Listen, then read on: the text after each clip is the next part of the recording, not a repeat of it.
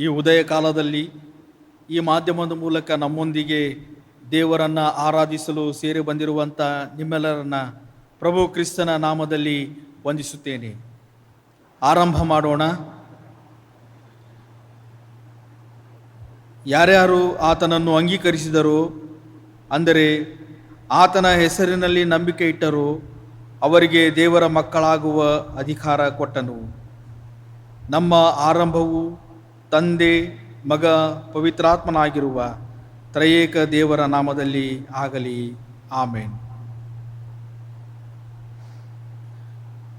ದೇವರ ಸ್ತೋತ್ರಕ್ಕಾಗಿ ಕನ್ನಡ ಸಂಗೀತದಿಂದ 3ನೇ ಸಂಗೀತವನ್ನು ಹಾಡೋಣ. ಕನ್ನಡ ಸಂಗೀತ 3. ಶುದ್ಧ ಶುದ್ಧ ಶುದ್ಧ ಸರ್ವಶಕ್ತ ಕರ್ತ.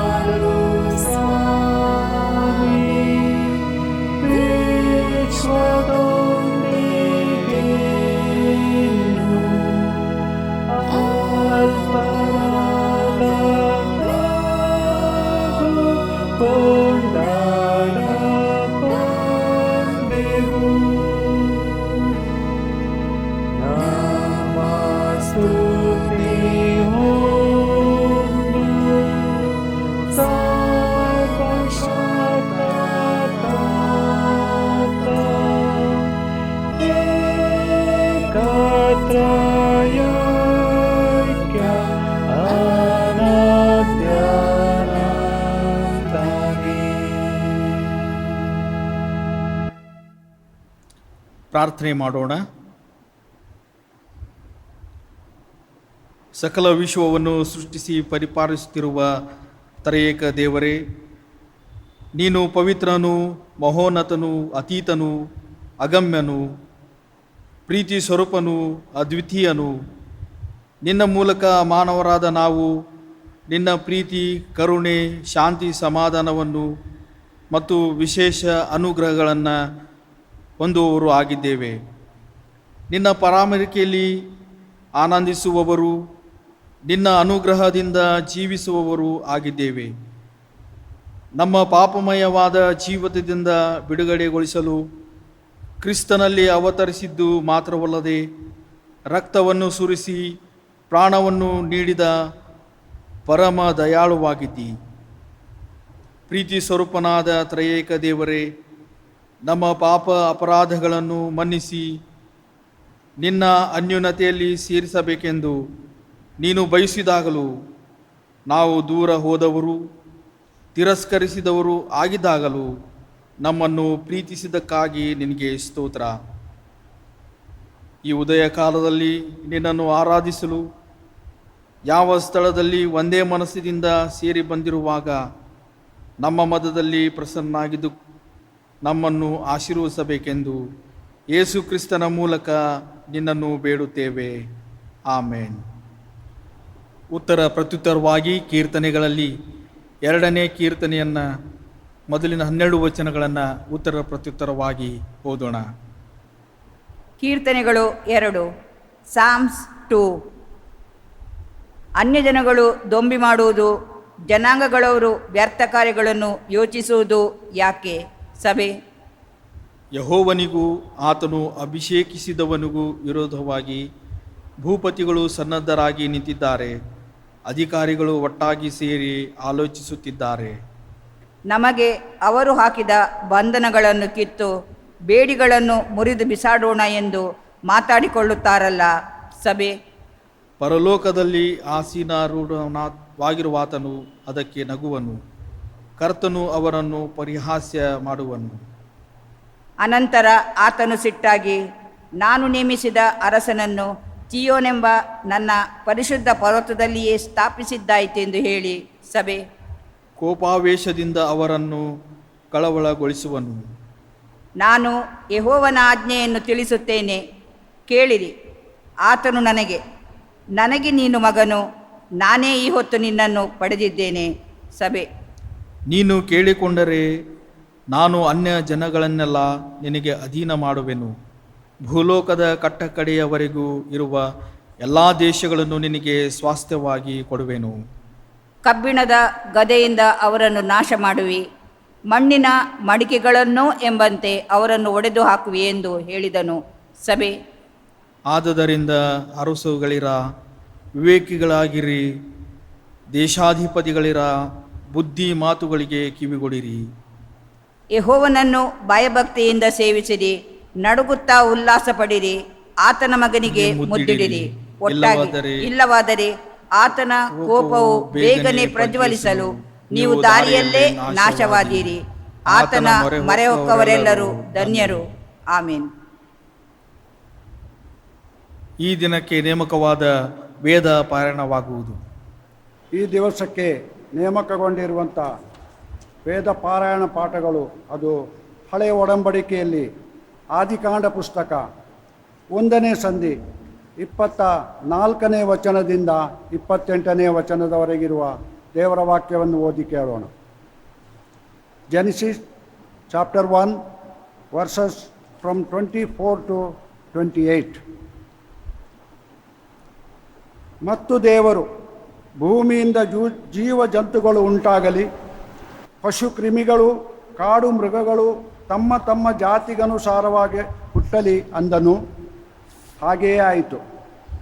ದೇವರು ಕಾಡು ಮೃಗಗಳನ್ನು, ಪಶುಗಳನ್ನು, ನೆಲದ ಮೇಲೆ ಹರಿದಾಡುವ ಕ್ರಿಮಿಕೀಟಗಳನ್ನು ಅವುಗಳ ಜಾತಿಗನುಸಾರ ಉಂಟು ಮಾಡಿದನು. ಆತನು ಅದನ್ನು ಒಳ್ಳೆಯದೆಂದು ನೋಡಿದನು.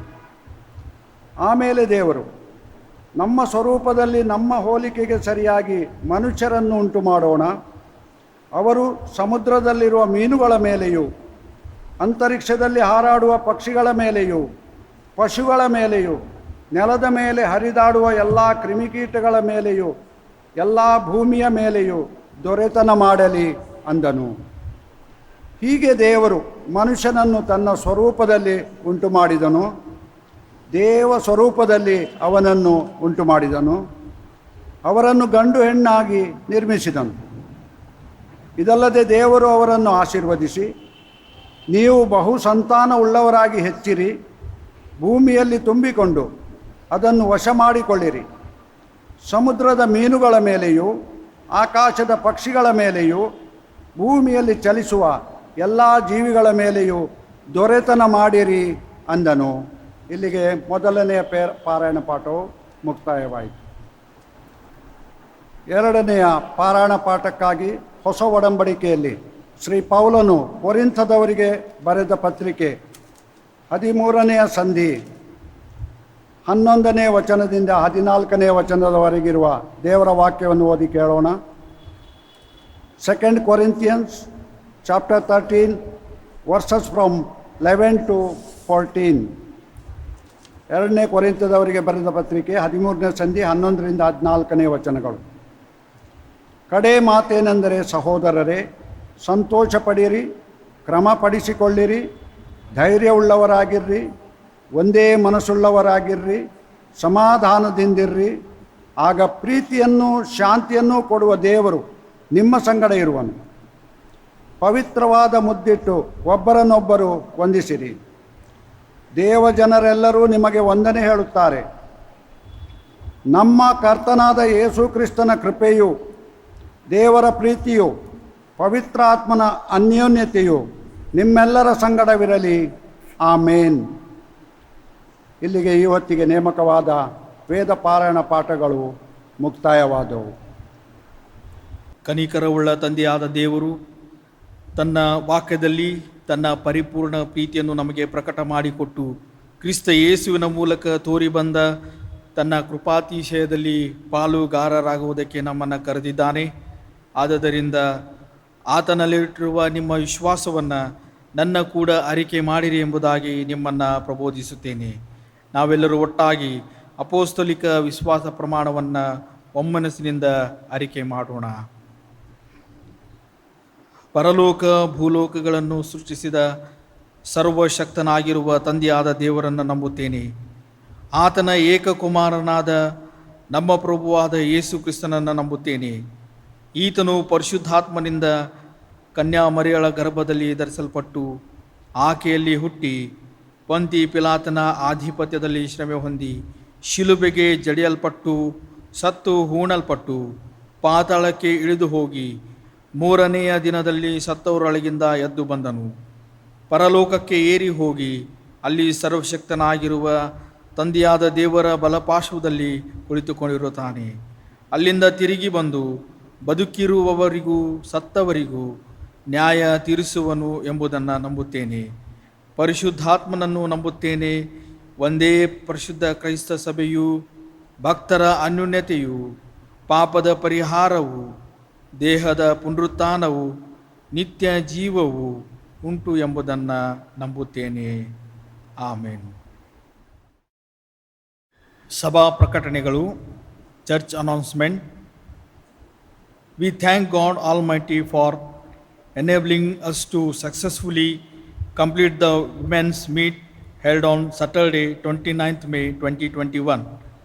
We thank all the participants for joining in and the technical team members for their support, and especially the guest speaker, Mrs. Prema Kumari Gideon. Thank you all and look forward for your participation and support as we organize various such programs in future. The UBM Church Council Literature Department encourages you all to partner with the digital team to reach the unreached through the next edition of the Basel Chronicles entitled Arise, Feed My Sheep, wherein we invite members to contribute through advertisements on the magazine. A major portion of the funds raised would be utilized towards helping COVID-affected members, HIV patients, transgenders, missionaries, etc. Details of advertisements will be shared on the respective church groups and also by contacting your respective pastors. Kindly do support this noble cause. The online Central Sunday School shall be reopening on Sunday, 13th June 2021. The session shall be held at 11:30 a.m. Requesting all Sunday school children to take note of the same and join in the Sunday school. The youth department has organized a Zoom early morning prayer time every day at 5 a.m. The link for the same is shared in the church WhatsApp groups. You can share your prayer request, which will be prayed for during the prayer session, encouraging members of all age groups to join in the same and be a part of a time of blessing. The UBM Church Council Mumbai invites application for the post of accountant at the UBM Church Council office, Baikala. The applicant should have the qualification of BCom, MCom with 5 to 7 years of work experience, as well as proficiency in Tally and other accounting applications. The last date of mailing the resume at UBM ACC Department DPT at gmail.com is Thursday, 10th June 2021. Further details will be circulated in the respective church WhatsApp groups or will be available with the local pastor. That announcement, we regret to announce the sad demise of Mrs. Iris Hema Andrews, aged 64 years, who went to be with the Lord on Thursday, 25th May 2021, and who was a member of the UBM Christus Sannidhi Church, Mira Road. We request you all to pray for the bereaving family, and may God grant them His peace and comfort that passeth all human understanding. During the closing hymn, we shall be gathering the offering. You can set aside your offerings and transfer the same online via web transfer or online transfer. We thank you all for your generous contributions and support thus far. This has greatly supported the ministry of our church. May God bless you all. Don't be afraid now, don't be dismayed. The Lord your God is with you now. He'll never leave you, this I know. Do not be, just do not be afraid. Gideon, a wonderful man, scared by the enemy's plan. Gideon, a wonderful man, scared by the enemy's plan. He was afraid to face the threat. The angel told him, do not fret. He was afraid to face the threat. The angel told him, do not fret. Don't be afraid now, don't be dismayed. The Lord your God is with you now. He'll never leave you, this I know.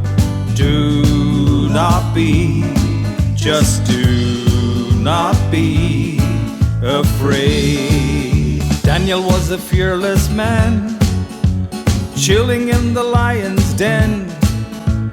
Daniel was a fearless man, chilling in the lion's den. 3 times a day to God he prayed. Fear inside him could not stay. 3 times a day to God he prayed. Fear inside him could not stay. Don't be afraid now, don't be dismayed. The Lord your God is with you now. He'll never leave you, this I know. Do not be, just do not be afraid. ದೇವರ ವಾಕ್ಯಕ್ಕೆ ನಮ್ಮನ್ನು ಸಿದ್ಧಪಡಿಸಿಕೊಳ್ಳುವ ಹಾಗೆ ಸ್ವಲ್ಪ ಹೊತ್ತು ಸ್ತುತಿ ಪದಗಳಿಂದ ದೇವರನ್ನು ಸ್ತುತಿಸಿ ಆರಾಧಿಸೋಣ. ಯೋಹನ್ ಬರೆದ ಸುವಾರ್ತೆ 15ನೇ ಅಧ್ಯಾಯ 1 ಮತ್ತು 2ನೇ ವಚನ ಹೀಗೆ ಹೇಳುತ್ತದೆ. ನಾನೇ ನಿಜವಾದ ದ್ರಾಕ್ಷಬಳ್ಳಿ, ನನ್ನ ತಂದೆ ತೋಟಗಾರನು. ನನ್ನಲ್ಲಿದ್ದು ಫಲ ಕೊಡದಿರುವ ಪ್ರತಿಯೊಂದು ಕೊಂಬೆಯನ್ನು ಆತನು ತೆಗೆದು ಹಾಕುತ್ತಾನೆ. ಫಲ ಕೊಡುವ ಪ್ರತಿಯೊಂದು ಕೊಂಬೆಯು ಹೆಚ್ಚು ಫಲ ಕೊಡುವ ಹಾಗೆ ಅದನ್ನು ಶುದ್ಧಿ ಮಾಡುತ್ತಾನೆ. ಫಲ ಕೊಡುವಂಥ ಪ್ರತಿಯೊಂದು ಕೊಂಬೆಯನ್ನು ಆತನು ಶುದ್ಧಿ ಮಾಡುತ್ತಾನೆ. ನಿಜವಾಗಿ ನಮ್ಮ ಜೀವನದ ಒಂದೊಂದು ಉಸಿರಿನಲ್ಲಿಯೂ ಒಂದು ಕ್ಷಣದಲ್ಲಿಯೂ ಆತನು ನಮ್ಮನ್ನು ಶುದ್ಧಿ ಮಾಡುತ್ತಾ ಬಂದಿದ್ದಾನೆ. ನಮ್ಮ ಪಾಪಗಳಿಂದ ನಮ್ಮನ್ನು ಶುದ್ಧಿ ಮಾಡುತ್ತಾ ಬಂದಿದ್ದಾನೆ. ನಮ್ಮ ಎಲ್ಲ ರೀತಿಯ ಲೋಕದ ಗಂಡಾಂತರಗಳಿಂದ ನಮ್ಮನ್ನು ಶುದ್ಧಿ ಮಾಡುತ್ತಾ ಬಂದಿದ್ದಾನೆ. ನಿಜವಾಗಿ ನಮ್ಮ ಒಂದೊಂದು ಉಸಿರಿನಲ್ಲಿ ಆತನ ವಾಕ್ಯವು ನೆರವೇರುವಂತೆ ಇರಲಿ. ನಿಜವಾಗಿ ಪ್ರಿಯರೇ, ಆತನ ವಾಕ್ಯವು ಎಷ್ಟು ಆಳವಾಗಿ ನಮ್ಮೊಂದಿಗೆ ಪ್ರೀತಿ ಮಾಡುತ್ತಾನೆ ಅಂತ ಆತನು ಹೇಳುತ್ತಾನೆ. ಈ ಸಂಗೀತಕಾರನು ಕೂಡ ನಮ್ಮ ಉಸಿರೊಂದಿಗೆ ಆತನಿದ್ದಾನೆ ಅಂತ ಹೇಳುತ್ತಾನೆ. ಬನ್ನಿ ಈ ಸಂಗೀತದೊಂದಿಗೆ ಒಟ್ಟಾಗಿ ಹಾಡೋಣ.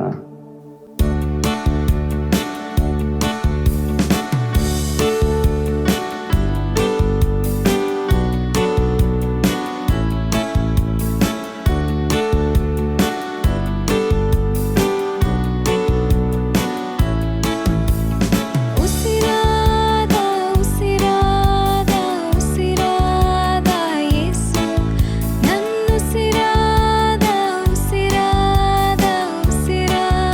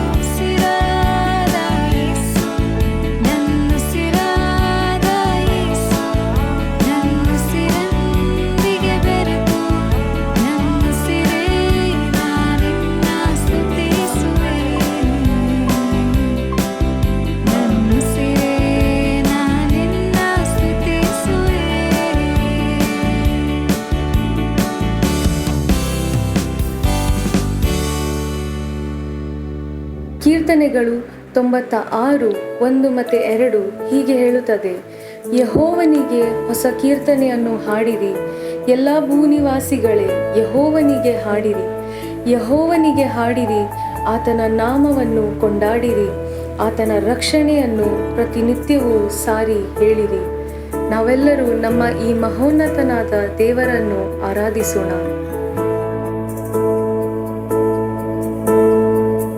ಪರಲೋಕ ತಂದೆ, ನಿನ್ನ ಪ್ರೀತಿಸುವೆ, ನಿನ್ನ ನಾಮವ ಎಲ್ಲೆಲ್ಲೂ ಘನಪಡಿಸುವೆ. ನಿನ್ನ ರಾಜ್ಯ ಸ್ಥಾಪಿಸಲಿ ನಮ್ಮ ಸ್ತುತಿಯಲ್ಲಿ. ನಿನ್ನ ಜನರು ನಿನ್ನ ಕಾರ್ಯವ ಸಾರುವರು. ಧನ್ಯ ಕರ್ತನು, ಸರ್ವಶಕ್ತನು,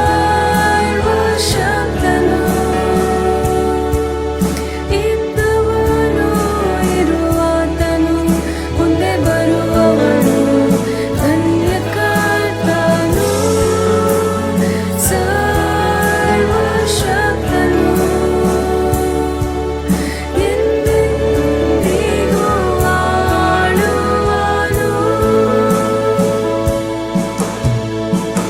ಪರಲೋಕ ತಂದೆ, ನಿನ್ನ ಪ್ರೀತಿಸುವೆ,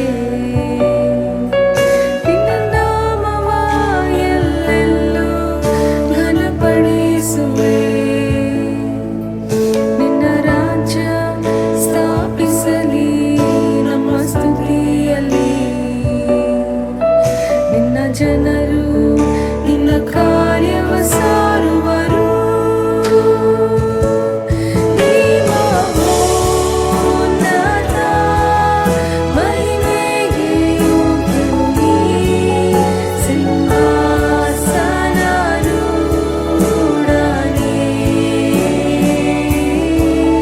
ನಿನ್ನನ್ನೇ ನಾನ್ ಆರಾಧಿಸುವೆನು, ಸಿಂಹಾಸನಾರೂಢನೇ.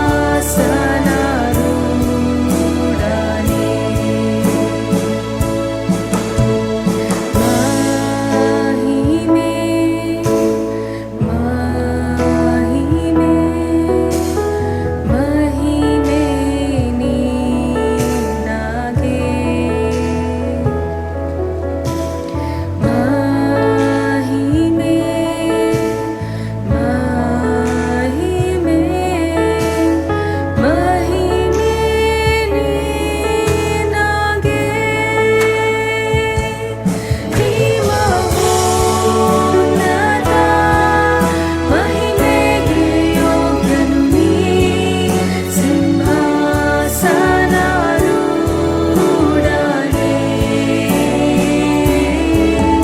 ನಿನ್ನನ್ನೇ ನಾನ್ ಆರಾಧಿಸುವೆನು,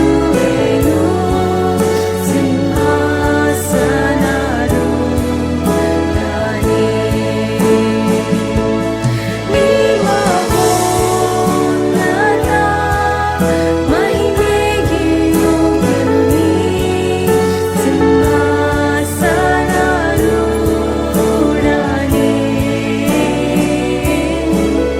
ನಿನ್ನನ್ನೇ ನಾನ್ ಆರಾಧಿಸುವೆನು, ಸಿಂಹಾಸನಾರೂಢನೇ.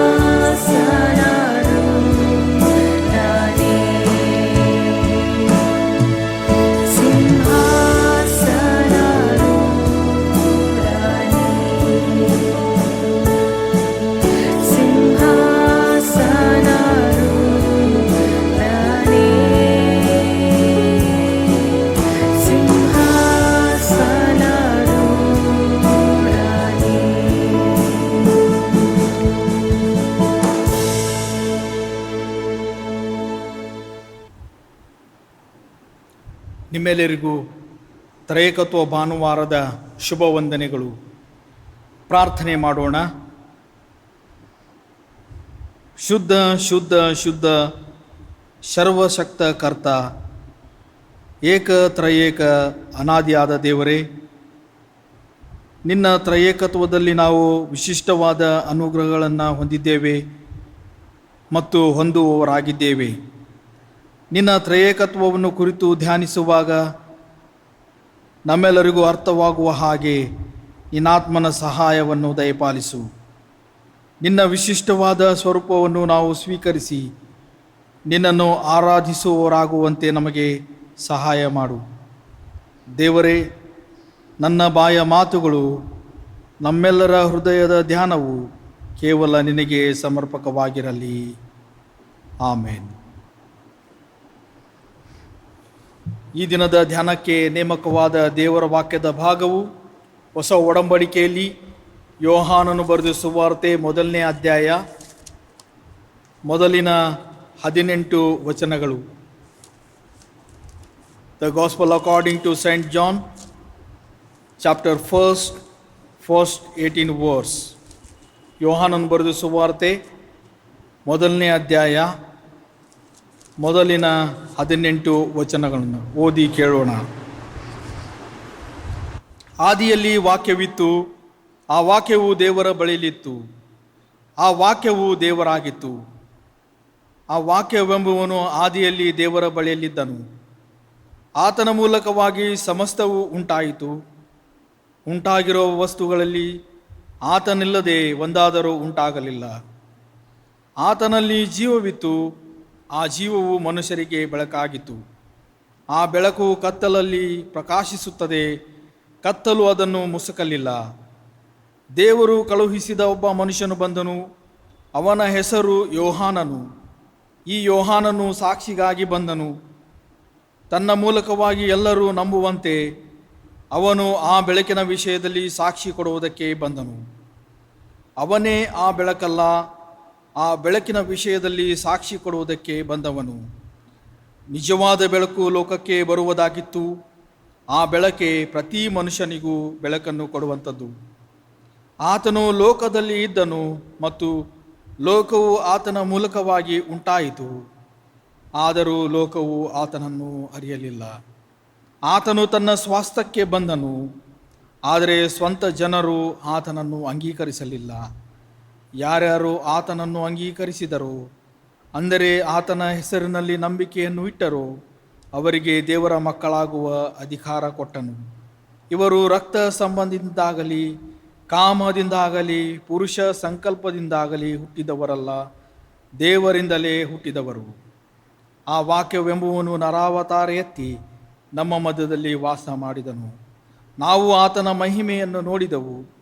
ಆ ಮಹಿಮೆಯು ತಂದೆಯ ಬಳಿಯಿಂದ ಬಂದ ಒಬ್ಬನಿಗೆ ಮಗನಿಗೆ ಇರತಕ್ಕ ಮಹಿಮೆ. ಆತನು ಕೃಪೆಯಿಂದಲೂ ಸತ್ಯದಿಂದಲೂ ತುಂಬಿದವನಾಗಿದ್ದನು. ಯೋಹಾನನು ಆತನ ವಿಷಯವಾಗಿ ಸಾಕ್ಷಿ ಕೊಡುತ್ತಾನೆ, ಹೇಗೆಂದರೆ, ನನ್ನ ಹಿಂದೆ ಬರುವವನು ನನಗಿಂತ ಮೊದಲೇ ಇದ್ದದರಿಂದ ನನಗೆ ಮುಂದಿನವನಾದನು ಎಂಬುದಾಗಿ ನಾನು ಹೇಳಿದವನು ಈತನೇ ಎಂದು ಕೂಗಿ ಹೇಳಿದ್ದಾನೆ. ಧರ್ಮಶಾಸ್ತ್ರವು ಮೋಶೆಯ ಮುಖಾಂತರ ಕೊಡಲ್ಪಟ್ಟಿತು, ಕೃಪೆಯೂ ಸತ್ಯವೂ ಯೇಸು ಕ್ರಿಸ್ತನ ಮುಖಾಂತರ ಬಂದವು. ನಾವೆಲ್ಲರೂ ಆತನ ಪರಿಪೂರ್ಣತೆಯೊಳಗಿಂದ ಕೃಪೆಯ ಮೇಲೆ ಕೃಪೆಯನ್ನು ಹೊಂದಿದೆವು. ದೇವರನ್ನು ಯಾರೂ ಕಂಡಿಲ್ಲ. ಯಾವನು ಏಕಪುತ್ರನೂ ಸ್ವತಃ ದೇವರೂ ಆಗಿದ್ದು ತಂದೆಯ ಎದೆಯಲ್ಲಿದ್ದಾನೋ ಆತನೇ ತಿಳಿಯಪಡಿಸಿದನು ಎಂಬುದೇ.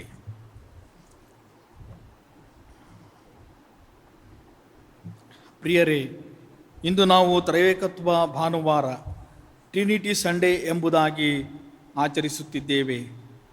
ದೇವರು ತ್ರೈಏಕ, ಟ್ರಯೂನ್ ಗಾಡ್. ಇಂದಿನ ಧ್ಯಾನದ ಮುಖ್ಯ ಪ್ರಸ್ತಾಪ ತ್ರೈಏಕ ದೇವರನ್ನು ಆರಾಧಿಸುವುದು, ವರ್ಷಿಪಿಂಗ್ ದ ಟ್ರಯೂನ್ ಗಾಡ್. ಟ್ರಿನಿಟಿ, ತ್ರೈಏಕ ಎಂಬ ಪದವನ್ನು ಲ್ಯಾಟಿನ್ ಭಾಷೆಯ ಪದವಾದ ಟ್ರಿನಿಟಾಸ್ ಎಂಬ ಪದದಿಂದ ಬಂದಿದೆ. ಅಂದರೆ 3 ಅಥವಾ 3 in 1, 3 ಪದರು ಅಥವಾ ಒಂದರಲ್ಲಿ 3. ವಾಸ್ತವವಾಗಿ ಟ್ರಿನಿಟಿ ಎಂಬ ಪದ ಬೈಬಲ್ನಲ್ಲಿ ಎಲ್ಲಿಯೂ ಕಂಡುಬರುವುದಿಲ್ಲ. ಹಾಗಾದರೆ ಈ ಪದವನ್ನು ಬಳಸಲಿಕ್ಕೆ ಕಾರಣವೇನು ಎಂಬ ಪ್ರಶ್ನೆ ನಮ್ಮಲ್ಲಿ ಉದ್ಭವವಾಗುತ್ತದೆ. ಆಗ ತಾನೇ ಕ್ರೈಸ್ತ ಧರ್ಮವು ಹುಟ್ಟಿಕೊಳ್ಳುವಂಥ ಸಮಯದಲ್ಲಿ ಕ್ರಿಸ್ತನ ದೈವತ್ವಕ್ಕೆ ವಿರೋಧವಾಗಿ ವಿಭಿನ್ನ ಜನರ ವಿಭಿನ್ನ ಅಪಬೋಧನೆಗಳನ್ನು ಸರಿಪಡಿಸಲು ಈ ಪದವನ್ನು ಬಳಸುವ ಮೂಲಕ ಈ ನಿರ್ಣಾಯಕ ಹಂತದಲ್ಲಿ ಆದಿ ಸಭೆ ಏಕದೇವರ ಆರಾಧನೆಯನ್ನು ಪ್ರತಿಪಾದಿಸುವುದು ಅನಿವಾರ್ಯವಾಗಿತ್ತು. ಅರ್ಲಿ ಚರ್ಚ್ ಫಾದರ್ ಆ್ಯಂಡ್ ಥಿಯೋಲೋಜಿಯನ್, ಆದಿಸಭಾ ಹಿರಿಯ ಹಾಗೂ ದೈವಶಾಸ್ತ್ರಿಯಾದಂಥ ತೆರ್ತುಲಿಯನ್ ಎನ್ನುವವರು ತ್ರೇಕ ಎಂಬ ಪದವನ್ನು ಮೊಟ್ಟ ಮೊದಲನೇದಾಗಿ ಅವರು ಬಳಸಿದರು. ಅವರು ದೇವರ ಏಕತೆಯನ್ನು 3 ಭಾಗಗಳಾಗಿ ವಿಂಗಡಿಸಿದ್ದಾರೆ: ತಂದೆ, ಮಗ, ಪವಿತ್ರಾತ್ಮ. ಈ ಮೂವರು ಕೇವಲ ಸತ್ವದಲ್ಲಿ ಮಾತ್ರವಲ್ಲ, ರೂಪದಲ್ಲಿಯೂ ಒಂದೇ ಇದ್ದಾರೆ ಎಂದು ಹೇಳಿದರು. ಈ ತ್ರಯೇಕ ಸಿದ್ಧಾಂತಕ್ಕೆ ಆಧಾರ ಬೈಬಲ್ನಲ್ಲಿ ಇಲ್ಲ. ಆದರೆ ದೇವರು ತನ್ನನ್ನು ಸೃಷ್ಟಿಕರ್ತನಾದ ದೇವರು, ಕ್ರಿಯೇಟರ್, ಉದ್ಧರಿಸುವ ದೇವರು, ರಿಡೀಮರ್, ಸಂತೈಸುವ ದೇವರು, ಕಂಫರ್ಟರ್ ಎಂಬುದಾಗಿ ಗುರುತಿಸಿಕೊಂಡಿದ್ದಾನೆ. ಮಾತ್ರವಲ್ಲದೆ ದೇವರು ತನ್ನನ್ನು ತಂದೆ, ಮಗ, ಪವಿತ್ರಾತ್ಮನಾಗಿ ಬಹಿರಂಗಪಡಿಸಿದ್ದಾನೆ. ದೇವರ ತ್ರಯೇಕತ್ವವನ್ನು ವೈಜ್ಞಾನಿಕವಾದಂಥ ಸಂಶೋಧನೆಗಳಿಂದ ವ್ಯಾಖ್ಯಾನಿಸಲು ಸಾಧ್ಯವಿಲ್ಲ. ಹಾಗೆಯೇ ಈ ತ್ರಯೇಕತ್ವ ಸಿದ್ಧಾಂತವನ್ನು ಕೇವಲ ಊಹೆಯಿಂದಾಗಲಿ ಅಥವಾ ಮಾನವ ವ್ಯಾಖ್ಯಾನದಿಂದ ವಿವರಿಸಲು ಸಾಧ್ಯವಾಗುವುದಿಲ್ಲ. ಆದರೂ ಕೆಲವು ದೈವಶಾಸ್ತ್ರಿಗಳು ದೇವರ ತ್ರಯೇಕತ್ವವನ್ನು ಜನರಿಗೆ ಅರ್ಥ ಮಾಡಲು ಕೆಲವು ಉದಾಹರಣೆಗಳನ್ನು ಅವರು ಬಯಸಿದರು. ಪ್ರಿಯರೇ, ಸುಲಭವಾಗಿ ನಮಗೆ ಅರ್ಥವಾಗುವ ಒಂದು ಉದಾಹರಣೆಯನ್ನು ಹೇಳಲು ಇಷ್ಟಪಡುತ್ತೇನೆ. ಒಂದು ಮರ ಎಂಬುದಾಗಿ ನಾವು ಹೇಳಬೇಕಾಗಿದ್ದರೆ ಬೇರು, ಕಾಂಡ ಹಾಗೂ ಎಲೆಗಳು ಅಗತ್ಯವಾಗಿರಬೇಕು. ಆಗ ಅದನ್ನು ಸಂಪೂರ್ಣವಾಗಿ ಒಂದು ಮರ ಎಂಬುದಾಗಿ ಹೇಳುವುದಕ್ಕೆ ನಮಗೆ ಸಾಧ್ಯವಾಗುತ್ತದೆ. ಯಾವುದೇ ಒಂದು ಭಾಗವನ್ನು ಮಾತ್ರ ತೆಗೆದುಕೊಂಡು ಮರ ಎಂಬುದಾಗಿ, ಸಂಪೂರ್ಣವಾದ ಮರ ಎಂಬುದಾಗಿ ಹೇಳಲು ಸಾಧ್ಯವಿಲ್ಲ. ಹೀಗೆ ಮಾನವನ ಉದಾಹರಣೆಗಳು ಅಥವಾ ದೃಷ್ಟಾಂತಗಳು ತ್ರಿಯೇಕ ದೇವರ ಸ್ವರೂಪವನ್ನು ಸತ್ಯವೇದದಲ್ಲಿ ಬಹಿರಂಗಪಡಿಸಿದಂತೆ ಸೂಕ್ತವಾಗಿ ವಿವರಿಸಲು ಸಾಧ್ಯವಿಲ್ಲ. ಆದರೆ ಬೈಬಲ್ ನಮಗೆ ತಿಳಿಸುವುದನ್ನು ನಾವು ಸರಳವಾಗಿ ನಂಬಬೇಕು. ದೇವರು ಒಬ್ಬನೇ, ಆದರೆ ತ್ರಯೇಕವಾಗಿದ್ದಾನೆ. ಯೆಶಾಯನ ಪ್ರವಾದನೆಯ ಗ್ರಂಥ 44ನೇ ಅಧ್ಯಾಯ 6 ಮತ್ತು 7 ವಚನಗಳಲ್ಲಿ ನಾವು ಗಮನಿಸುವುದಾದರೆ, ಯೆಶಾಯನು ಹೇಳುವಂತೆ ಆತನಂತೆ ಯಾರೂ ಇಲ್ಲ, ಆತನಂತೆ ಯಾರೂ ಇಲ್ಲ. ಆದುದರಿಂದ ಪ್ರಿಯರೇ, ಮೊದಲನೇದಾಗಿ ತ್ರಯೇಕ ದೇವರನ್ನು ಆತನ ಸಾರ್ವಭೌಮತ್ವದಲ್ಲಿ ಆರಾಧಿಸಬೇಕು. ತ್ರಯೇಕ ದೇವರನ್ನು ಆತನ ಸಾರ್ವಭೌಮತ್ವದಲ್ಲಿ ಆರಾಧಿಸಬೇಕು. Worshipping the triune God in his sovereignty. Worshipping the triune God in his sovereignty. ಓದಿ ಕೇಳಿದಂಥ ಹಳ ಒಡಂಬಡಿಕೆಯ ಪರಿಚಯದಲ್ಲಿ ಆದಿಕಾಂಡ 1ನೇ ಅಧ್ಯಾಯ 26ನೇ ವಚನದಲ್ಲಿ ನಾವು ನೋಡುವುದಾದರೆ, ನಮ್ಮ ಹೋಲಿಕೆ ಹಾಗೂ ನಮ್ಮ ಸ್ವರೂಪದಲ್ಲಿ ಮನುಷ್ಯರನ್ನು ಉಂಟು ಮಾಡೋಣ ಎನ್ನುವ ಈ ಒಂದು ವಚನದಲ್ಲಿ ದೇವರ ಬಹುತ್ವವು ಕಂಡು ಬರುವಂಥದ್ದಾಗಿದೆ. ತ್ರಯೇಕ ದೇವರ ಕಾರ್ಯ ಕೇವಲ ಮಾನವರನ್ನು ಉಂಟು ಮಾಡುವುದರಲ್ಲಿ ಮಾತ್ರವಲ್ಲ, ಇತರ ಜೀವಿಗಳನ್ನು ಹಾಗೂ ಪರಿಸರವನ್ನು ಸೃಷ್ಟಿಸುವಾಗಲೂ ದೇವರ ತ್ರಯೇಕತ್ವದ ಕಾರ್ಯ ಕಂಡು ಬರುವಂಥದ್ದಾಗಿದೆ. ದೇವರು ನಮ್ಮನ್ನು ತನ್ನ ಸ್ವರೂಪದಲ್ಲಿ ಸೃಷ್ಟಿಸುವ ಮೂಲಕ ವಿಶೇಷವಾಗಿ ಆಶೀರ್ವದಿಸಿದ್ದಾನೆ. ಕೆಲವು ಜವಾಬ್ದಾರಿಗಳನ್ನು ನಮಗೆ ನೀಡಿದ್ದಾನೆ. ತನ್ನ ಸೃಷ್ಟಿಯನ್ನು ಕಾಪಾಡುವುದು ಹಾಗೂ ಅನ್ಯೂನ್ಯತೆಯಿಂದ ಇರುವುದು. ದೇವರು ತಾನು ಸೃಷ್ಟಿ ಮಾಡಿದಂಥ ಸೃಷ್ಟಿಯನ್ನು ಕಾಪಾಡುವಂಥದ್ದು ಮಾತ್ರವಲ್ಲದೆ ಪರಸ್ಪರ ಸಹೋದರರ ಅನ್ಯೂನ್ಯತೆಯಲ್ಲಿ ನಾವು ಜೀವಿಸುವುದು. ಪ್ರಿಯರೇ, ದೇವರು ನೀಡಿದ ಜವಾಬ್ದಾರಿಯನ್ನು ನಾವು ಹೇಗೆ ನಿಭಾಯಿಸುತ್ತಿದ್ದೇವೆ ಎಂಬುದನ್ನು ಪರೀಕ್ಷಿಸಿಕೊಳ್ಳುವುದು ಇಂದು ಅಗತ್ಯವಾಗಿದೆ. ತ್ರಿಯೇಕ ದೇವರು ಹೇಗೆ ತನ್ನ ಸತ್ವದಲ್ಲಿಯೂ ರೂಪದಲ್ಲಿಯೂ ಒಂದೇ ಆಗಿದ್ದಾನೋ ಹಾಗೆಯೇ ಆತನ ಸೃಷ್ಟಿಯಾದ ನಾವು ಒಂದಾಗಿರಬೇಕೆಂದು ಆತನು ಬಯಸುವಂತವನಾಗಿದ್ದಾನೆ. ಆದರೆ ಮಾನವನು ದೇವರ ಸೃಷ್ಟಿಯೊಂದಿಗೆ ಒಂದಾಗಿದ್ದಾನೆಯೋ ಎನ್ನುವಂಥ ಪ್ರಶ್ನೆ. ಮಾನವನು ದೇವರ ಸೃಷ್ಟಿಯೊಂದಿಗೆ ಒಂದಾಗಿದ್ದಾನೋ? ಆತನು ಮಾಡುತ್ತಿರುವಂಥ ಪರಿಸರ ನಾಶ, ಸಹ ಮಾನವರ ನಾಶ, ಇದಕ್ಕೆ ಪ್ರಾಮುಖ್ಯವಾದಂಥ ಒಂದು ಕಾರಣ ತೃಪ್ತಿ ಹೊಂದದಂಥ ಆಶೆಗಳೇ ಪರಿಸರ ನಾಶ ಮತ್ತು ಸಹೋದರರ ಒಂದು ಸಹಮಾನವರ ನಾಶಕ್ಕೆ ಅದು ಕಾರಣವಾಗಿದೆ. ಹಾಗಾದರೆ ನಮ್ಮ ಅಸ್ತಿತ್ವವನ್ನು ನಾವೇ ನಾಶ ಮಾಡಿಕೊಳ್ಳುತ್ತಾ ಇದ್ದೇವೆ. ಅದಕ್ಕೆ ಉದಾಹರಣೆ ಇಂದು ನಾವು ಎದುರಿಸ್ತಿರುವಂಥ ಕೋವಿಡ್-19 ಎನ್ನುವಂಥ ಅಂಟುರೋಗ. ಅನ್ಯೋನ್ಯವಾಗಿ ಇರಬೇಕಾಗಿದ್ದವರು ಈಗ ಬೇರ್ಪಡುತ್ತಿದ್ದಾರೆ. ಪರಸ್ಪರ ಅನ್ಯೋನ್ಯವಾಗಿ ಜೀವಿಸಬೇಕಾಗಿದ್ದವರು ಈಗ ಬೇರ್ಪಡುತ್ತಾ ಇದ್ದಾರೆ. ಹಾಗಾದರೆ ಅನ್ಯೋನ್ಯವಾಗಿರುವ ತ್ರಯೇಕ ದೇವರನ್ನು ಆರಾಧಿಸುವಾಗ, ಆತನ ಸಾರ್ವಭೌಮತೆಯನ್ನು ಒಪ್ಪಿಕೊಳ್ಳುವಾಗ ನಾವು ಕೂಡ ಪರಿಸರದೊಂದಿಗೆ ಸಹ ಮಾನವರೊಂದಿಗೆ ಅನ್ಯೋನ್ಯವಾಗಿರಬೇಕು. ಆಗ ನಾವು ದೇವರ ತ್ರಯೇಕತ್ವವನ್ನು ಅರಿತುಕೊಂಡು ಅದನ್ನು ಆರಾಧಿಸಲು ನಮಗೆ ಸಾಧ್ಯವಾಗುವಂಥದ್ದಾಗಿದೆ. ಎರಡನೇದಾಗಿ, ತ್ರಯೇಕ ದೇವರನ್ನು ಆತನ ಅನ್ಯೋನ್ಯತೆಯಲ್ಲಿ ಆರಾಧಿಸುವುದು. ತ್ರಯೇಕ ದೇವರನ್ನು ಆತನ ಅನ್ಯೋನ್ಯತೆಯಲ್ಲಿ ಆರಾಧಿಸುವುದು. Worshipping the triune God in his fellowship. Worshipping the triune God in his fellowship. ಓದಿ ಕೇಳಿದಂಥ ಹೊಸ ಒಡಂಬಡಿಕೆಯ ಭಾಗ 2ನೇ ಕೊರಿಂಥದವರೆಗೆ ಬರೆದ ಪತ್ರಿಕೆ 13ನೇ ಅಧ್ಯಾಯ 11ರಿಂದ 14 ವಚನಗಳಲ್ಲಿ ನಾವು ಗಮನಿಸುವುದಾದರೆ, ವಚನ 14ರಲ್ಲಿ ಪೌಲನು ಆಶೀರ್ವಚನ ಬೆಂಡಿಕ್ಷನ್ನಲ್ಲಿ ನಾವು ನೋಡುವುದಾದರೆ, ನಮ್ಮ ಕರ್ತನಾದ ಯೇಸು ಕ್ರಿಸ್ತನ ಕೃಪೆಯು, ದೇವರ ಪ್ರೀತಿಯು, ಪವಿತ್ರಾತ್ಮನ ಅನ್ಯೋನ್ಯತೆಯು ನಿಮ್ಮೆಲ್ಲರ ಸಂಗಡ ಇರಲಿ ಎಂಬುದಾಗಿ ಪೌಲನು ನೀಡಿದ ಆಶೀರ್ವಚನದಲ್ಲಿ ದೇವರ ತ್ರಯೇಕತ್ವದ ಕುರಿತಾಗಿ ನಾವು ನೋಡುವಂಥವರಾಗಿದ್ದೇವೆ. ಪೌಲನು ದೇವರ ತ್ರಯೇಕತ್ವವನ್ನು ಸ್ವೀಕರಿಸಿದ್ದನು ಮತ್ತು ಒಪ್ಪಿಕೊಂಡಿದ್ದನು ಎಂಬುದನ್ನು ಈ ಮೂಲಕ ಅದು ಸ್ಪಷ್ಟಪಡಿಸುವಂಥದ್ದಾಗಿದೆ. Paul mentions the 3 forms of persons as 3 modes of existence of one true God. ಪೌಲನು ಹೇಳುವಂತೆ ವ್ಯಕ್ತಿಗಳ 3 ರೂಪ, ಒಬ್ಬ ನಿಜ ದೇವರ ಇರುವಿಕೆಯ ಮೂಲ 3 ವಿಧಾನಗಳು ಎಂಬುದಾಗಿ ಹೇಳುವಂಥವನಾಗಿದ್ದಾನೆ. ಯೇಸು ಕ್ರಿಸ್ತನು ಮಗ, ದೇವರು, ಪವಿತ್ರಾತ್ಮ, ಈ ಮೂವರು ಒಬ್ಬರಾಗಿದ್ದಾರೆ ಮತ್ತು ಅವರು ಏನೇ ಮಾಡಿದರೂ ಒಂದಾಗಿ ಮಾಡುತ್ತಾರೆ. ಮೊದಲನೇದಾಗಿ ನಾವು ಕ್ರಿಸ್ತನ ಕೃಪೆಯನ್ನು, ಆತನ ಕ್ಷಮೆ, ಆತನ ನೀತಿಯನ್ನು ಸ್ವೀಕರಿಸುತ್ತೇವೆ. ಎರಡನೇದಾಗಿ ನಾವು ದೇವರ ಪ್ರೀತಿಯನ್ನು ನಮ್ಮ ಹೃದಯದಲ್ಲಿ ತುಂಬುತ್ತೇವೆ. ಮೂರನೆಯದಾಗಿ ನಮ್ಮೊಳಗೆ ವಾಸಿಸುವ ಮತ್ತು ಅನ್ಯೋನ್ಯತೆಯನ್ನು ನೀಡುವ ಪವಿತ್ರಾತ್ಮನನ್ನು ನಾವು ಸ್ವೀಕರಿಸುತ್ತೇವೆ. ಇವೆಲ್ಲವೂ ಒಬ್ಬನೇ ದೇವರ ಒಂದೇ ಕಾರ್ಯ ಮಾತ್ರವಲ್ಲದೆ ನಮ್ಮ ಜೀವನದ ಪ್ರತಿ ನಿಮಿಷದಲ್ಲಿ ಇದು ತ್ರಯೇಕ ದೇವರ ಅನುಗ್ರಹವಾಗಿದೆ.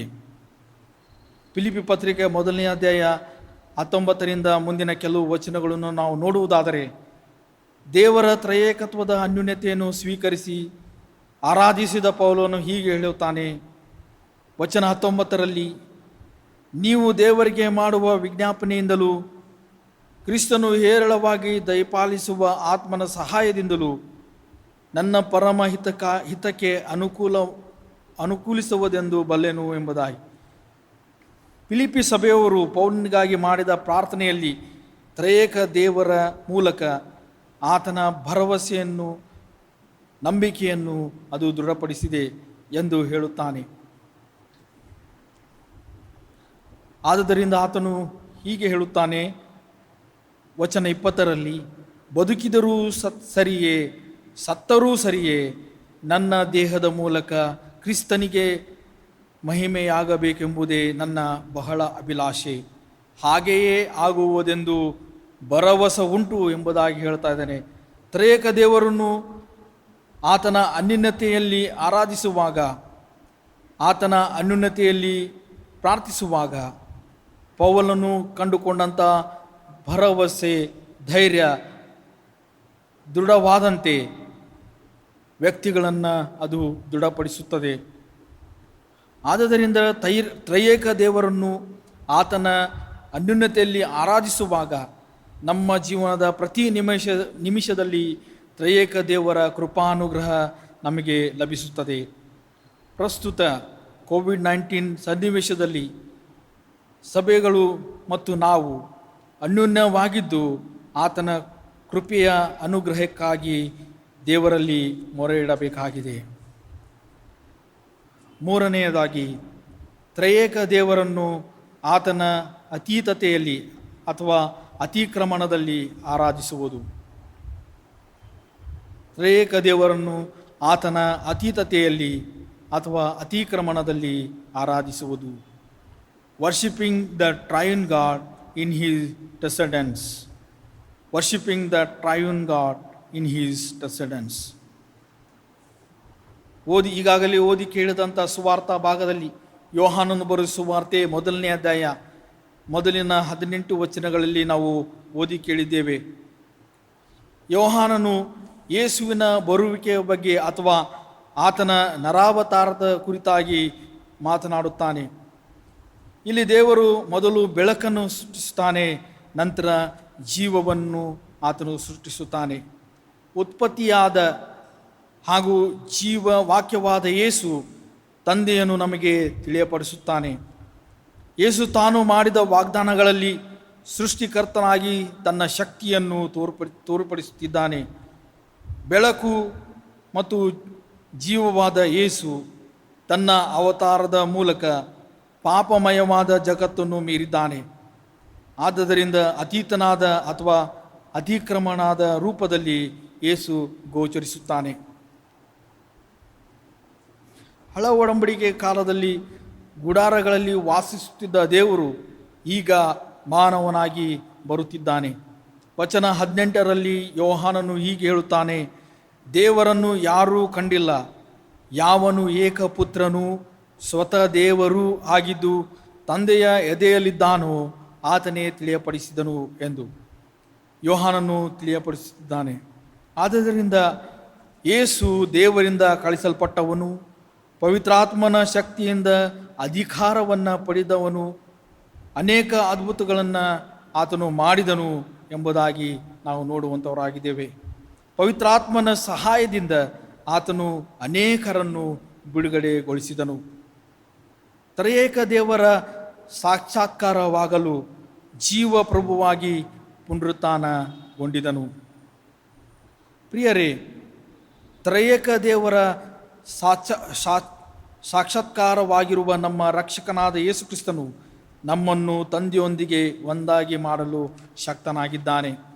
ವಚನ 12ರಲ್ಲಿ ನಾವು ನೋಡುವ ಹಾಗೆ ಆತನ ಹೆಸರಿನಲ್ಲಿ ನಂಬಿಕೆಯನ್ನು ಇಡುವ ಪ್ರತಿಯೊಬ್ಬನು ದೇವರ ಮಕ್ಕಳನ್ನಾಗಿ ಮಾಡುತ್ತಾನೆ.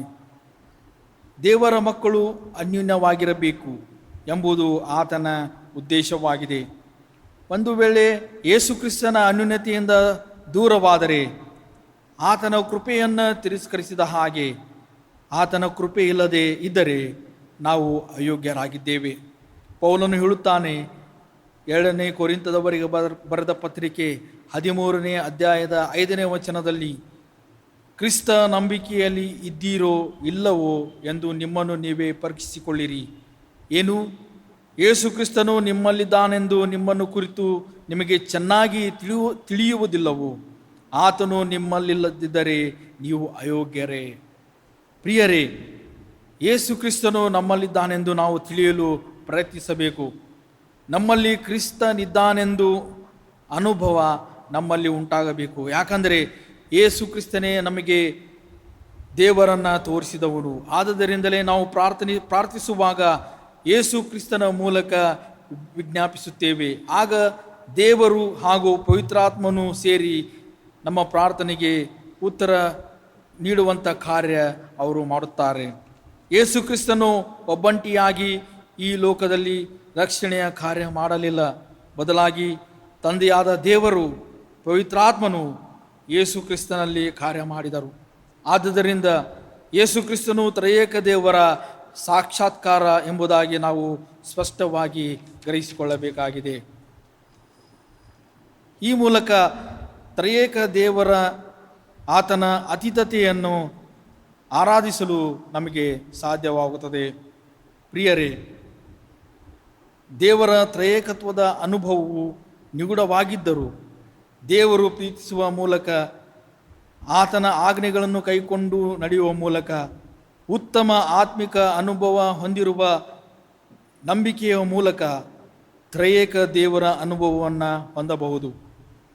ನಮ್ಮ ದೇಹ, ಮನಸ್ಸು, ಆತ್ಮ ಆತನ ಅನುಗ್ರಹ, ಪ್ರೀತಿ ಹಾಗೂ ಅನ್ಯೋನ್ಯತೆಯಲ್ಲಿ ಲೀನವಾಗಿ ಜೀವಿಸುವುದಾದರೆ ನಮ್ಮ ಜೀವನದಲ್ಲಿ ಸಾಮರಸ್ಯ, ಸಮಾನತೆ ಹಾಗೂ ನಮ್ಮ ಘನತೆಗೆ ತಕ್ಕದಾದಂಥ ಪ್ರತಿಫಲನ ನಮ್ಮ ಜೀವನದಲ್ಲಿ ಕಂಡುಬರುತ್ತದೆ. ನಾವು ತ್ರಯೇಕ ದೇವರ ಆಶೀರ್ವಾದಗಳನ್ನು ಸ್ವೀಕರಿಸುವಾಗ ನಾವು ಇತರ ವ್ಯಕ್ತಿಗಳ ಮೌಲ್ಯಗಳನ್ನು, ಆದರ್ಶಗಳನ್ನು ನಾವು ಗೌರವಿಸುತ್ತೇವೆ. ತ್ರಯೇಕತ್ವವು ಪ್ರಪಂಚದ ವಿಮೋಚನೆಗಾಗಿ ಕಾರ್ಯ ಮಾಡುವುದಲ್ಲದೆ ದೇವರ ಉದಾರ ಪ್ರೀತಿಯನ್ನು ಪರಸ್ಪರ ಹಂಚಿಕೊಳ್ಳುವ ಮಹತ್ತರ ಕಾರ್ಯದಲ್ಲಿ ಭಾಗವಹಿಸಲು ನಮ್ಮನ್ನು ಆಹ್ವಾನಿಸುತ್ತದೆ. ಮತ್ತಾಯನ ಬರೆಸುವಾರ್ತೆ 28ನೇ ಅಧ್ಯಾಯ 19ನೇ ವಚನದಲ್ಲಿ ಯೇಸು ತಿಳಿಯಪಡಿಸಿದ ಮಹಾ ಆಜ್ಞೆ ಆತನ ಶಿಷ್ಯರು ಪಾಲಿಸಿದರು. ತ್ರಯೇಕ ದೇವರ ಅನುಭವವನ್ನು ಪಂಚಾಶತ್ತಮ ದಿನದಲ್ಲಿ ಒಗ್ಗಟ್ಟಾಗಿ ಸೇರಿ ಬಂದಾಗ ಪವಿತ್ರಾತ್ಮನ ಮೂಲಕವಾಗಿ ಅವರು ಅನುಭವಿಸಿದರು. ಈ ಮೂಲಕ ತ್ರಯೇಕ ದೇವರನ್ನು ಅವರು ಆರಾಧಿಸಿದರು. ತ್ರಯೇಕ ದೇವರನ್ನು ಆರಾಧಿಸುವುದು ಪ್ರತಿಯೊಬ್ಬ ಕ್ರೈಸ್ತನ ಜೀವನದ ಗುರಿಯಾಗಬೇಕು. ಮಾತ್ರವಲ್ಲದೆ ಅದು ಸಭೆಯ ಅನುಭವವಾಗಿರಬೇಕು. ಈ ಅನುಭವ ತ್ರಯೇಕ ದೇವರನ್ನು ಆರಾಧಿಸಲು ಸೇರಿ ಬಂದಾಗ ಪರಸ್ಪರ ನಮ್ಮ ಅನ್ಯೋನ್ಯತೆಯಲ್ಲಿ ಅದು ಕಂಡುಬರಬೇಕು. ಅಂದಾಗ ಮಾತ್ರ ತ್ರಯೇಕ ದೇವರ ಅನುಭವ ನಮಗಾಗುತ್ತದೆ. ಆಗ ತ್ರಯೇಕ ದೇವರನ್ನು ನಾವು ಆರಾಧಿಸುತ್ತೇವೆ. ಆದಿಯಲ್ಲಿ ದೇವರು ನಮ್ಮನ್ನು ಸೃಷ್ಟಿಸಿ ಜವಾಬ್ದಾರಿಯನ್ನು ನೀಡಿದಂತೆ ಅಂತ್ಯದಲ್ಲಿಯೂ ನಮ್ಮ ಮೂಲಕ ಇಡೀ ಲೋಕವು ರಕ್ಷಣೆಯ ಕಡೆಗೆ ನಡೆಸುವ ಜವಾಬ್ದಾರಿಯನ್ನು ಯೇಸು ಕ್ರಿಸ್ತನ ಮೂಲಕ ನಮಗೆ ನೀಡಿದ್ದಾನೆ. ನಾವು ಒಂದು ವೇಳೆ ದೇವರ ತ್ರಯೇಕತ್ವವನ್ನು ಅರಿತು ಆತನನ್ನು ಆರಾಧಿಸುವ ಆತನ ಜನರಾಗಿದ್ದರೆ ನಮ್ಮ ಜವಾಬ್ದಾರಿಗಳನ್ನು ನಾವು ಗಂಭೀರವಾಗಿ ತೆಗೆದುಕೊಳ್ಳಬೇಕಾಗಿದೆ. ಪ್ರಸ್ತುತ ಪರಿಸ್ಥಿತಿಗೆ ಕಾರಣ ಯಾರು? ದೇವರ ಕೋಪದ ಮೂಲಕ ಈ ಅಂಟು ರೋಗ ಲೋಕದಾದ್ಯಂತ ಹರಡಿಕೊಳ್ಳಲು ಕಾರಣ ಯಾರು? ನಾವು ಒಂದು ವೇಳೆ ಈ ಲೋಕಕ್ಕೆ ಸುವಾರ್ತೆಯನ್ನು ಸಾರಿದ್ದರೆ ದೇವರ ಕೋಪದ ನಿಮಿತ್ತ ಉಂಟಾದಂಥ ಈ ಅಂಟು ರೋಗ ಬಾರದ ಹಾಗೆ ತಡೆಯಬಹುದಿತ್ತು. ಪ್ರಿಯರೇ, ಇನ್ನಾದರೂ ನಾವು ಎಚ್ಚೆತ್ತು ದೇವರು ಯೇಸು ಕ್ರಿಸ್ತನ ಮೂಲಕ ಹಸ್ತಾಂತರಿಸಿದ ದೇವರ ಕಾರ್ಯವನ್ನು ಮಾಡೋಣ. ಈ ಲೋಕದ ಜನರನ್ನು ರಕ್ಷಿಸೋಣ. ಇದುವೇ ನಿಜವಾದಂಥ ತ್ರಯೇಕ ದೇವರ ಆರಾಧನೆಯಾಗಿದೆ. ತ್ರಯೇಕ ದೇವರನ್ನು ಆರಾಧಿಸಲು ನಾವೆಲ್ಲರೂ ಇಂದಿನಿಂದ ಆತನು ನೀಡಿದಂಥ ಜವಾಬ್ದಾರಿಯನ್ನು ನಮ್ಮ ಜೀವಿತದಲ್ಲಿ ನಾವು ಅದನ್ನು ಕೈಕೊಂಡು ಮುಂದೆ ನಡೆಯೋಣ.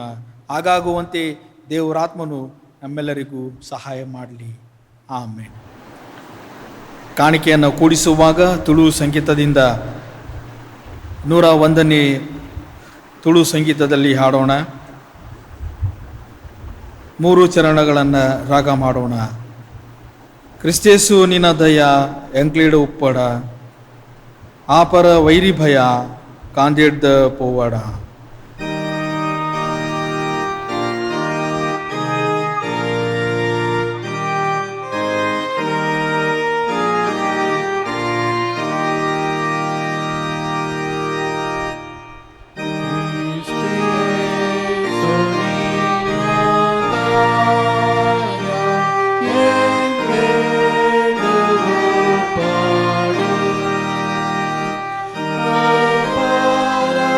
Para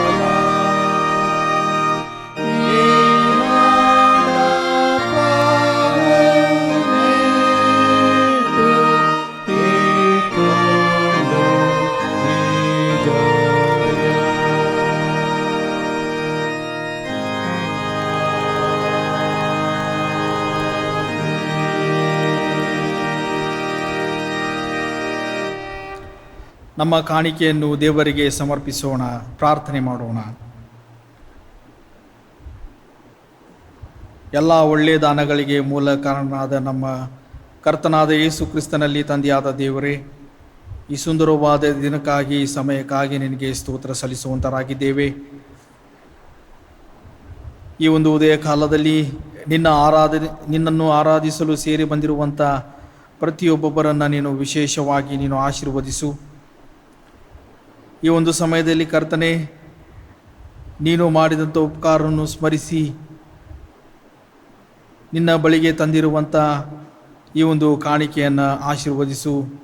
ಬರತಕ್ಕ ಪ್ರತಿಫಲವನ್ನು ನೀನು 100ರಷ್ಟು ಅನುಗ್ರಹಿಸಿ, ಪ್ರತಿಯೊಬ್ಬರ ಕೊರತೆಯನ್ನು ನೀಗಿಸಿ, ಇಷ್ಟಾರ್ಥವನ್ನು ನೆರವೇರಿಸಿ ನಿನ್ನ ಮಹಿಮೆ ಹೊಂದು. ಕಳೆದ ವಾರದಲ್ಲಿ ತಮ್ಮ ಜನ್ಮದಿನವನ್ನು, ವಿವಾಹ ವಾರ್ಷಿಕೋತ್ಸವವನ್ನು ಮತ್ತಿತರ ವಿಶೇಷ ದಿನಗಳನ್ನು ಕಂಡಂಥ ಪ್ರಿಯರನ್ನು ಈ ಒಂದು ಸಮಯದಲ್ಲಿ ನಾವು ಜ್ಞಾಪಕ ಮಾಡಿಕೊಳ್ಳುತ್ತೇವೆ. ನಿನ್ನ ಮುಂದಿನ ದಿನಗಳಲ್ಲಿ ಸ್ವಾಮಿ, ನಿನ್ನ ಆತ್ಮನ ಮೂಲಕ ಅವರನ್ನು ನಡೆಸಿ ನಿನ್ನ ಮಹಿಮೆಯುಳ್ಳ ರಾಜ್ಯಕ್ಕೆ ಅವರನ್ನು ಸೇರಿಸಬೇಕೆಂದು ನಿನ್ನನ್ನು ಬೇಡಿಕೊಳ್ಳುತ್ತೇವೆ. ಕರ್ತನೆ, ಅದು ಮಾತ್ರವಲ್ಲದೆ ನಮ್ಮ UBM ಸಭೆಗಳಿಗಾಗಿ ನಾವು ಪ್ರಾರ್ಥನೆ ಮಾಡುತ್ತೇವೆ. ವಿಶೇಷವಾಗಿ ಈ ದಿನದವರೆಗೆ ನಮ್ಮ ಸಭೆಯನ್ನು ನೀನು ನಿನ್ನ ಆತ್ಮನ ಮೂಲಕವಾಗಿ ನೀನು ಮುನ್ನಡೆಸಿದ್ದಕ್ಕಾಗಿ ನಿನಗೆ ಸ್ತುತಿಯನ್ನು ಸಲ್ಲಿಸುತ್ತೇವೆ. ವಿಶೇಷವಾಗಿ ಸಭೆಗಳನ್ನು ಮುನ್ನಡೆಸುತ್ತಿರುವಂಥ ಸಭಾಪಾಲಕರನ್ನು, ಸಭೆಯಲ್ಲಿರುವಂಥ ಚಿಕ್ಕ ಮಕ್ಕಳನ್ನು, ಯೌವನಸ್ಥರನ್ನು, ತಂದೆ ತಾಯಿಗಳನ್ನು, ವೃದ್ಧಾಪ್ಯದಲ್ಲಿರುವಂಥ ತಂದೆ ತಾಯಿಗಳನ್ನು ನೀನು ವಿಶೇಷವಾಗಿ ನೀನು ಆಶೀರ್ವದಿಸು. ಈ UBM ಸಭೆಗಳನ್ನು ಮುನ್ನಡೆಸುತ್ತಿರುವಂಥ ಎಲ್ಲ ಪದಾಧಿಕಾರಿಗಳನ್ನು ಮಾತ್ರವಲ್ಲದೆ ಕೌನ್ಸಿಲ್ನ ಸದಸ್ಯರನ್ನು ಮತ್ತು ಸಭಾ ಹಿರಿಯ ಕೂಟವನ್ನು ಸ್ವಾಮಿ ನೀನು ವಿಶೇಷವಾಗಿ ನೀನು ಬಲಪಡಿಸು.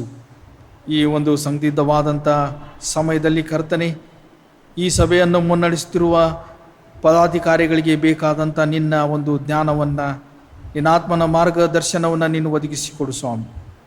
ಮಾತ್ರವಲ್ಲದೆ ಈ ಒಂದು ಪ್ರಸ್ತುತ ಸನ್ನಿವೇಶದಲ್ಲಿ ಸ್ವಾಮಿ, ಕೋವಿಡ್-19 ಅಂಟು ರೋಗದ ನಿಮಿತ್ತವಾಗಿ ನಮ್ಮ ಸಭೆಗಳಲ್ಲಿರುವಂಥ ಮಕ್ಕಳು ಅನೇಕರು ಅದಕ್ಕೆ ಒಳಗಾಗಿ ತಮ್ಮ ಪ್ರಾಣವನ್ನು ಕಳೆದುಕೊಂಡಿದ್ದಾರೆ. ಅಗಲಿದ ದುಃಖದಲ್ಲಿರುವಂಥ ಪ್ರತಿಯೊಂದು ಕುಟುಂಬಗಳಿಗೆ ನೀನು ಸಾಂತ್ವನವನ್ನು ನೀನು ಅನುಗ್ರಹಿಸಿಕೊಡು. ಮಾತ್ರವಲ್ಲದೆ ನಮ್ಮ ಸಮಾಜದಲ್ಲಿರುವಂಥ ಈ ಅಂಟು ರೋಗವನ್ನು ತೆಗೆದುಹಾಕಿ ನಮ್ಮ ಸಮಾಜದಲ್ಲಿ ಮತ್ತೊಮ್ಮೆ ಶಾಂತಿಯ ಒಂದು ಸ್ಥಾನವನ್ನು ಸ್ಥಾಪಿಸಬೇಕೆಂದು ನಿನ್ನನ್ನು ಬೇಡಿಕೊಳ್ಳುತ್ತೇವೆ. ಮಾತ್ರವಲ್ಲದೆ ಈ ಒಂದು ಕೋವಿಡ್-19 ಅಂಟು ರೋಗದ ನಿಮಿತ್ತವಾಗಿ ಬಳಲುತ್ತಿರುವಂಥ ನಮ್ಮ ದೇಶದ ಅನೇಕ ರಾಜ್ಯಗಳನ್ನು ಸ್ವಾಮಿ ನಿನ್ನ ಹಸ್ತಕ್ಕೆ ನಾವು ಒಪ್ಪಿಸಿಕೊಡುವಂಥರಾಗಿದ್ದೇವೆ. ಬಹುಬೇಗನೆ ಈ ಒಂದು ಅಂಟು ರೋಗದಿಂದ ಗುಣಮುಖರಾಗಿ ಸ್ವಾಮಿ ಮತ್ತೆ ಮೊದಲಿದಂಥ ಸ್ಥಿತಿಯನ್ನು, ಸಂತೋಷದ ವಾತಾವರಣವನ್ನು ನೀನು ಉಂಟು ಮಾಡಬೇಕೆಂಬುದಾಗಿ ನಿನ್ನನ್ನು ಬೇಡುವಂಥವರಾಗಿದ್ದೇವೆ. ದೇವರೇ, ಚಂಡಮಾರುತದಿಂದ ಹಾನಿಗೆ ಒಳಗಾಗಿರುವಂಥ ರಾಜ್ಯಗಳನ್ನು ನಿನ್ನ ಹಸ್ತಕ್ಕೆ ನಾವು ಒಪ್ಪಿಸಿಕೊಡುವಂಥರಾಗಿದ್ದೇವೆ. ಕರ್ತನೆ, ಈ ಅಂಟು ರೋಗದ ನಿಮಿತ್ತವಾಗಿ ಜನರು ಸಂಕಷ್ಟದ ಪರಿಸ್ಥಿತಿಯಲ್ಲಿರುವಾಗಲೇ ಈ ಒಂದು ಚಂಡಮಾರುತದ ಮೂಲಕವಾಗಿ ಅನೇಕರು ತಮ್ಮ ಮನೆಗಳನ್ನು ಕಳೆದುಕೊಂಡಿದ್ದಾರೆ. ಮಾತ್ರವಲ್ಲದೆ ತಾವು ಬೆಳೆದ ಬೆಳೆಯನ್ನು ಈ ಚಂಡಮಾರುತದ ನಿಮಿತ್ತ ಹಾನಿಗೆ ಒಳಗಾಗಿದೆ. ಮಾತ್ರವಲ್ಲದೆ ಈ ಚಂಡಮಾರುತಕ್ಕೆ ಬಲಿಯಾಗಿ ಅನೇಕರು ತಮ್ಮ ಪ್ರಾಣಗಳನ್ನೇ ಕಳೆದುಕೊಂಡಿದ್ದಾರೆ ಸ್ವಾಮಿ. ಹೌದು ಕರ್ತನೆ ಸ್ವಾಮಿ. ಮಾತ್ರವಲ್ಲದೆ ನಿರ್ಗತಿಕರಾಗಿ ಜೀವಿಸ್ತಿರುವಂಥ ಅವರೆಲ್ಲರಿಗೂ ಬೇಕಾದಂಥ ನಿನ್ನ ಸಹಾಯದ ಹಸ್ತವನ್ನು ನೀನು ಒದಗಿಸಿಕೊಡು ಸ್ವಾಮಿ. ನಮ್ಮ ಸರ್ಕಾರವು ಅವರಿಗೆ ಸ್ಪಂದಿಸಲಿಕ್ಕಾಗುವಂತೆ, ಅವರಿಗೆ ಬೇಕಾದಂಥ ಎಲ್ಲ ರೀತಿಯ ಪರಿಹಾರವನ್ನು ನೀಡಲಿಕ್ಕಾಗುವಂತೆ ನೀನು ಸಹಾಯ ಮಾಡಬೇಕೆಂಬುದಾಗಿ ನಿನ್ನನ್ನು ಬೇಡುವಂಥವರಾಗಿದ್ದೇವೆ. ಹೌದು ಕರ್ತನೆ, ಈ ಒಂದು ಉದಯ ಕಾಲದಲ್ಲಿ ಇದುವರೆಗೂ ನಮ್ಮ ಮಧ್ಯದಲ್ಲಿ ಪ್ರಸನ್ನ ಆಗಿದುಕೊಂಡು ನಾವು ಮಾಡುತ್ತಿರುವಂಥ ಎಲ್ಲ ಪ್ರಾರ್ಥನೆ ವಿಜ್ಞಾಪನೆಗಳನ್ನು ಈ ಒಂದು ಸಮಯದಲ್ಲಿ ನೀನು ಕೇಳಿದಿ. ತಕ್ಕ ಸಮಯದಲ್ಲಿ ಕರ್ತನೆ, ಪ್ರಾರ್ಥನೆ ವಿಜ್ಞಾಪನೆಗಳಿಗೆ ನೀನು ಸದುತ್ತರವನ್ನು ನೀಡುವುದರ ಮೂಲಕ ಪ್ರತಿಯೊಂದು ಜೀವಿಗಳನ್ನು ಸ್ವಾಮಿ ನೀನು ಸಂತೋಷಪಡಿಸುವಂಥವನಾಗಿದ್ದಿ. ಈ ಒಂದು ಸಮಯದಲ್ಲಿ ಕರ್ತನೆ, ನಾವು ನಮ್ಮ ಪ್ರಾರ್ಥನೆಯನ್ನು ನಿನಗೆ ಸಮರ್ಪಿಸುತ್ತಾ ಈ ಒಂದು ಚಿಕ್ಕ ಪ್ರಾರ್ಥನೆಯನ್ನು ನಿನ್ನ ಕುಮಾರನು, ಒಡೆಯನು, ರಕ್ಷಕನಾಗಿರುವಂಥ ಯೇಸು ಕ್ರಿಸ್ತನ ನಾಮದಲ್ಲಿ ನಿನ್ನನ್ನು ಬೇಡುತ್ತೇವೆ. ಆಮೇನ್. ನಾವೆಲ್ಲರೂ ಒಟ್ಟಾಗಿ ಕರ್ತನು ಕಲಿಸಿದ ಪ್ರಾರ್ಥನೆಯನ್ನು ಮಾಡೋಣ. ಪರಲೋಕದಲ್ಲಿರುವ ನಮ್ಮ ತಂದೆಯೇ, ನಿನ್ನ ನಾಮವು ಪರಿಶುದ್ಧವೆಂದು ಎಣಿಸಲ್ಪಡಲಿ. ನಿನ್ನ ರಾಜ್ಯವು ಬರಲಿ. ನಿನ್ನ ಚಿತ್ತವು ಪರಲೋಕದಲ್ಲಿ ನೆರವೇರುವ ಪ್ರಕಾರ ಭೂಲೋಕದಲ್ಲಿಯೂ ನೆರವೇರಲಿ. ನಮ್ಮ ಅನುದಿನದ ಆಹಾರವು ಈ ಹೊತ್ತು ದಯಪಾಲಿಸು. ನಮಗೆ ತಪ್ಪು ಮಾಡಿದವರನ್ನು ನಾವು ಕ್ಷಮಿಸಿದಂತೆ ನಮ್ಮ ತಪ್ಪುಗಳನ್ನು ಕ್ಷಮಿಸು. ನಮ್ಮನ್ನು ಶೋಧನೆ ಒಳಗೆ ಸೇರಿಸದೆ ಕೇಡಿನಿಂದ ನಮ್ಮನ್ನು ತಪ್ಪಿಸು. ಯಾಕೆಂದರೆ ರಾಜ್ಯವು, ಬಲವು, ಮಹಿಮೆಯು ಸದಾಕಾಲವು ನಿನ್ನವೇ. ಆಮೆನ್. ಕರ್ತನ ಆಶೀರ್ವಾದವನ್ನು ಹೊಂದಿಕೊಳ್ಳೋಣ. ಕರ್ತನು ನಿಮ್ಮನ್ನು ಆಶೀರ್ವದಿಸಿ ಕಾಪಾಡಲಿ. ಕರ್ತನು ಪ್ರಸನ್ನ ಮುಖದಿಂದ ನಿಮ್ಮನ್ನು ನೋಡಿ ನಿಮ್ಮ ಮೇಲೆ ದಯವಿಡಲಿ. ಕರ್ತನು ನಿಮ್ಮ ಮೇಲೆ ಕೃಪಾ ಕಟಾಕ್ಷವಿಟ್ಟು ಶಾಂತಿಯನ್ನು ದಯಪಾಲಿಸಲಿ. ತ್ರಿಯೇಕ ದೇವರ ಆಶೀರ್ವಾದ ನಿಮ್ಮೆಲ್ಲರ ಸಂಗಡ ಇರಲಿ. ಆಮೆನ್.